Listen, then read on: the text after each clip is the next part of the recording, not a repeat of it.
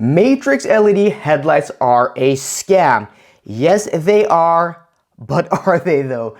A few years ago, I made a video about the Matrix LED headlights in my Audi e-tron 55 that actually came with the Matrix LED headlight hardware, but you had to pay to use them. And that was the point of that video, is that, the car came with the hardware, but you had to pay to unlock the functionality, which in my opinion, well, kind of is a scam, because the Matrix LED headlights in of itself is amazing technology. Those headlights were great, and a lot of people misunderstood what I meant in that video, or I wasn't clear enough. So hopefully today we're going to try to clear that up and make a video where we're diving more deep into the subject of cars coming with the hardware, but you as the consumer, as the owner of the car, have to pay to use them. And today there are a few bizarre examples of things you have to pay to unlock. In the past, if you bought a car without a certain option, your car wouldn't actually come with the hardware for that option. So if you ordered a car or bought a car without heated seats, your car would not have the heating elements for those heated seats. And if you wanted to retrofit that at a later point in time, sometimes that would be possible, other times not. But if it would be possible, often it would be very, very expensive. But fast forward to today, or a few years ago, when I bought an Audi e-tron 55, I ordered that car without the Matrix LED functionality on those headlights, and I was told by the dealer that, well, it doesn't matter, because at a later point in time, if you change your mind, you can just, unlock them from the app. You pay the fee and then you get the functionality. And I thought, well, that is great. I don't have to make a decision now. I can test the headlights, and if I'm missing that functionality of Matrix, which is, dimming certain areas and them being, adaptive, I could buy that later. But what threw me off was the price difference. And with the car with it and without it, it's the same hardware, thus you being able to just, do a software update. But the price difference, a few €100, maybe €1,000, no, almost 2,000 euros, 1,800 euros, which is just mind-boggling. And that was the problem I had, because no way in hell is the software, the development of that going to cost that much. I thought it was a scam because it was just too much. And especially since Mercedes, Volvo, BMW, and other, manufacturers give you the Matrix functionality included in the base price. So I'm like, well, this is a scam. But then fast forward about a year, and I'm looking at buying a Porsche Taycan, and I'm looking at importing one from Germany because I can save a bit of money on that, a substantial amount actually. And I'm looking for a car that has Porsche InnoDrive, but after scrolling through hundreds and hundreds of cars, most of them only have adaptive cruise control, only very few select have Porsche InnoDrive. But I think to myself, is it possible that both cars come with the same hardware? Because it kind of makes sense that auto steer functionality is only a software thing. Surely the car has the same sensors, the same cameras, the same radars, and I do find out that, well, you can actually upgrade it via software in the app. So I'm like, great, this is awesome.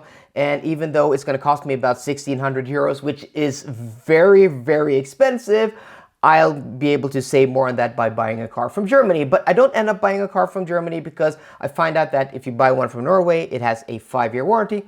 And if you buy one from Germany, it only has a 2-year warranty. So when I go to resell that car, it's going to have to be sold at a much lower price than a Norwegian car. But I'm thinking, well, this is great. In this instance, having that option to upgrade to the function I want is awesome. Then a few years ago, Tesla came out with an announcement that it would be possible to purchase heated rear seats for $300 via the app in cars already on the road. And people are like, what the heck? The car already comes with the hardware, but now you're going to charge us to use them. And that was kind of dumb and got a lot of negative press. But Tesla isn't the worst culprit here, because last year, BMW came up with the genius idea to charge people on a monthly basis to use their heated seats. $18 a month, you would get access to using the heated seats already installed in your car. And people are like, this is so dumb. And it was so dumb that New Jersey is now trying to pass a bill called NJA 4519 to make it illegal for manufacturers to charge you, the owner of a car, for hardware that is already installed in your car, to use hardware that is installed. Yeah. The big question is, are there things that it is okay for the manufacturer to charge you for as an upgrade or as an update? And I actually think there's one major thing that most people are gonna agree on, and most people would probably pay quite a bit of money to get this upgrade. But first off, we're gonna talk about things that are more in the gray zone that people probably are gonna disagree on. And the first thing is maps and navigation. And I actually don't think it's unreasonable for the manufacturer to charge an owner of a car to get a map upgrade at a certain point. I think, a certain time period should be included in the car, but at some point in time, that car is paid for. Research and development and all the upgrades that are supposed to go into that car is paid for. You can't, expect more from the manufacturer. Is that 5 years? Is that 10 years? Is that 15 years? Well, we may disagree on that, but at some point in time, I don't think it is unreasonable to pay for map upgrades, because maps are a constant evolving thing that need updating. There are people around the world doing this on a daily basis, so I don't think that is unreasonable at a certain point in time. And also new functions. So if a car didn't have a function